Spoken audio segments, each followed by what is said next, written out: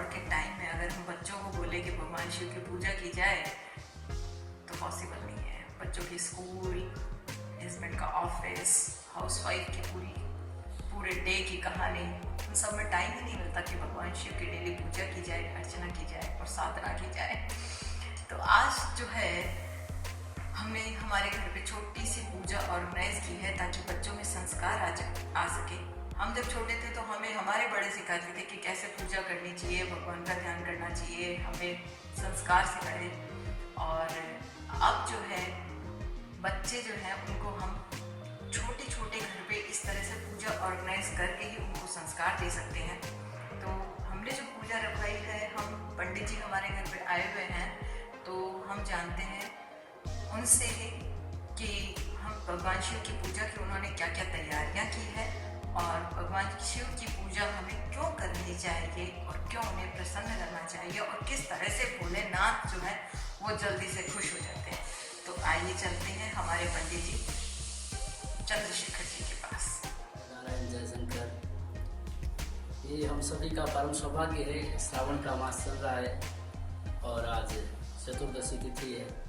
आज के दिन भगवान शिव का शिवरात्रि पर्व भी आता है। आज के दिन की बड़ी महत्ता है।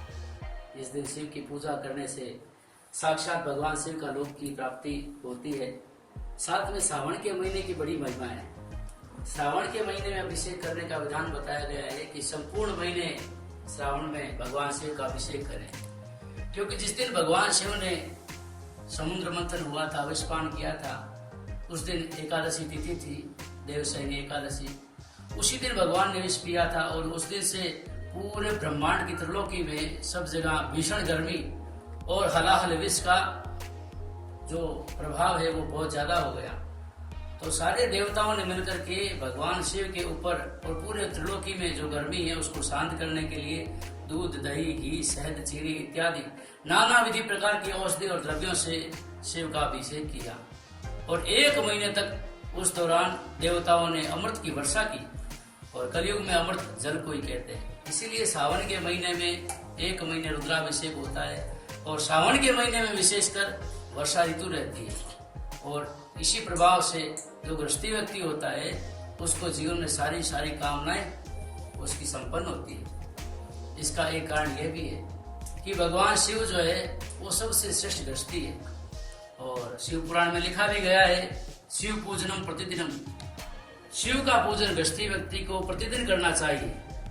ये भी लिख सकते थे कि राम पूजनम प्रतिदिनम, विष्णु पूजनम प्रतिदिनम, ये नहीं लिखा, क्योंकि भगवान राम ने जीवन में बहुत दुख देखा है।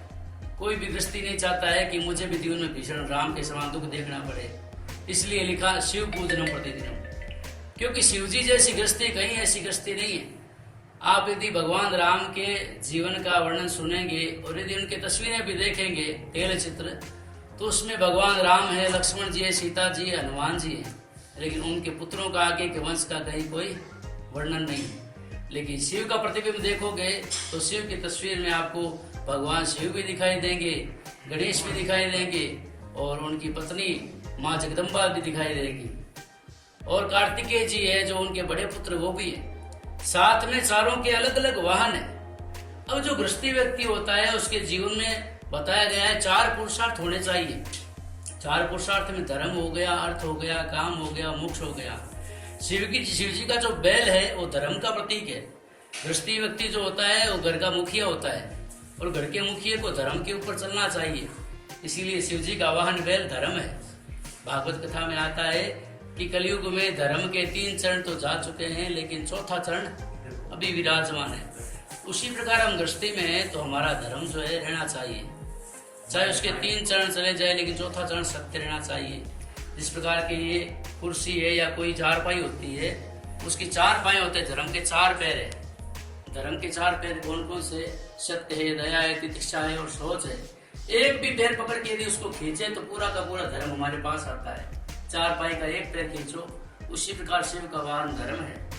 और भगवती माँ परम्बा का वाहन जो है वो अर्थ का प्रतीक है। सिंह जो है अर्थ का प्रतीक है। और गणेश जी का वाहन मूषक है जो काम का प्रतीक है। और कार्तिकेय का वाहन जो मयूर है वो मोक्ष का प्रतीक है। शिव के परिवार की पूजा पूरे भारतवर्ष के हर कोणों में होती है। यदि आप देखो पूर्वी भारत की ओर जाएं तो वहाँ पे माँ जगदम्बा की पूजा, आसाम में, बंगाल में देखो पूजा बड़ी सुंदर होती है। दक्षिण भारत में जाओ तो शिव जी के बड़े पुत्र जिनका नाम कार्तिकेय है, उनको मुरुगन कहते हैं, उनकी पूजा दक्षिण भारत में होती है। उत्तर भारत में आओ तो भगवान शिव की पूजा है। पश्चिम भारत में यहाँ पे आओ तो महाराष्ट्र में आपको गणेश जी की पूजा, जैसी गणेश जी की पूजा पश्चिम भारत में कहीं नहीं है। इसलिए शिव जी के पूरे परिवार की पूजा पूरे भारत के चारों कोणों में होती है। उसी प्रकार हमको भी शिव जी की पूजा हमारे घर में करनी चाहिए। एक विशेष महत्व और बात है, शिव जी के परिवार में आप देखोगे 4 सदस्य है, उन चारों के जो वाहन है उनकी आपस में कभी नहीं बनती। अर्थात गृहस्थी में जो लोग होते हैं, घर में 4 परिवारों के 4 मुख होते हैं। एक कहता है ये कार्य करो, दूसरा कहता है वो कार्य करो। सिंह की और बैल की कभी नहीं बनती, और गणेश जी की, मूषक की और नाग की कभी नहीं बनती, लेकिन फिर भी चारों साथ में बैठे हैं। अच्छा, तो पंडित जी आप बताइए कि आज हमने जो पूजा का आयोजन किया है तो इसमें हमने क्या क्या तैयारियां की है? उसमें हमने पंचामृत बनवाया है, दूध भी रखा हुआ है, दही भी रखा है। शिव जी की पूजा में पहले आवाहित जो देवी देवता है, शिव के परिवार में जो गण है उनकी पूजा होगी, जिनमें वीरभद्र, कार्तिकेय, कीर्तिमुख इत्यादि। उसके अलावा ये चतुर्लिंग तो भद्रमंडल है, भगवान विष्णु का सर्वतो भद्रमंडल है, नवग्रह है, और माँ जगदम्बा, चतुष्षष्ठी योगिनी इत्यादि इनकी पूजा होती है। ठीक है, पूजा का विधान तो चतुष्षष्ठी का नहीं है, लेकिन षोडश मातृका बिठाई गई है।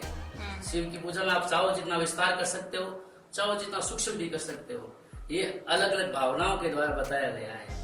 धन्यवाद पंडित। हम सब ने जाना कि पंडित जी ने भगवान शिव की पूजा का महत्व और किस तरह से इनकी पूजा करनी है ये समय बताया। तो अब पूजा स्टार्ट हो